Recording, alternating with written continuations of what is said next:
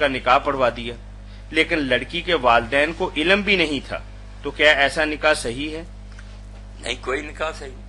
یہ تو آپ کہہ رہے ہیں کہ بالغ بھی نہیں تھی، اگر بالغ ہوتی پھر بھی کہتے، کوئی فقیہ کہتے ہیں کہ اپنی مرضی، نابالغ بچی کا نکاح ولی کے بغیر، یہ تو قطعاً حرام، کوئی اس کا جواب نہیں، ظلم عظیم ہے۔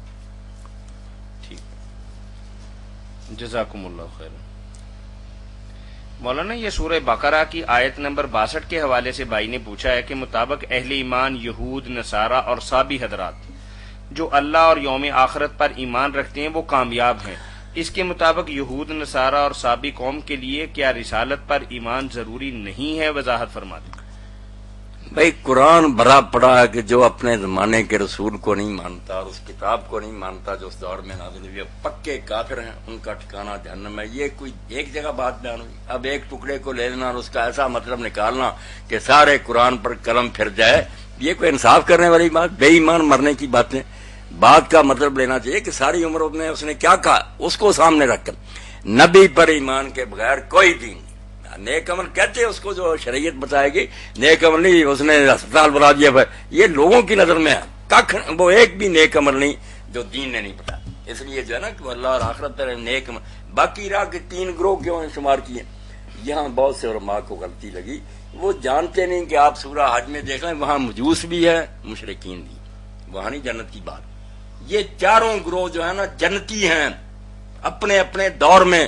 صحابی کہہ رہے ہیں بت پرست، پتہ کرو مومنوں کی جماعت تھی، پیغمبروں کے ماننے والے تھے، یہ جب سمجھ نہیں نہ آئی تو انہوں نے کہہ دیا اب صحابی جس طرح یہ کہتے ہیں بت پرست، وہ بھی نیک کام کرے بخشے جائیں، قرآن تو کہتا ہے شرک والے کو بخشے، اور سمجھو کہ ہے کون گروہ، یہ چارے نبیوں کی امتیں اپنے اپنے زمانے میں اپنی کتاب پر عمل، اپنے اپنے دور کی بات کر رہا ہے، یا حضور کے زمانے کے ماننے والے ہوں، یا موسیٰ کے زمانے میں یہودی ہوں، یا عیسیٰ علیہ السلام کے زمانے میں وہ نصرانی ہوں، یا داؤد علیہ السلام کے زمانے میں وہ صابی ہوں، زبور کو مانتے اور کعبہ کی طرف منہ، وہ امتیں اللہ نے کہا وہ جو بھی ہیں نام ان کے سارے اللہ کو مانتے تھے رسول، ان کی مومن جماعتوں کی بات اپنے اپنے وقت میں، اب نہیں۔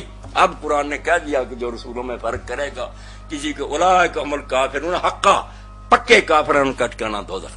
قرآن سارے کو ملا کر بات سمجھی۔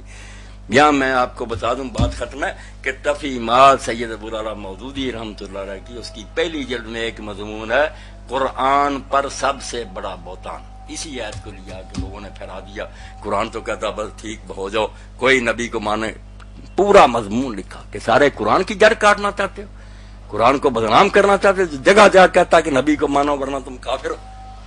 تو اللہ توفیق دے، اس کو چھپوا کر بھی لوگ مانتے تو فتنے کا ازالہ، بڑی خرابی مچا رہے ہیں لوگ۔ جزاکم اللہ خیرہ۔ اس خوبصورت جواب کے ساتھ ہی ہم سب شکر گزار ہیں مفتی اعظم پاکستان محترم مولانا محمد اسحاق مدظ اللہ العالی کے، جو آپ کی طرف سے آنے والی فون کالز اور براہ راست پوچھے گئے سوالات کے قرآن و سنت کی روشنی میں جوابات مرحمت فرما رہے تھے۔ فتاوی آن لائن اسلامی تعلیمات کا پروگرام ہر اتوار عصر تا مغرب آپ کی خدمت میں پیش کیا جاتا ہے۔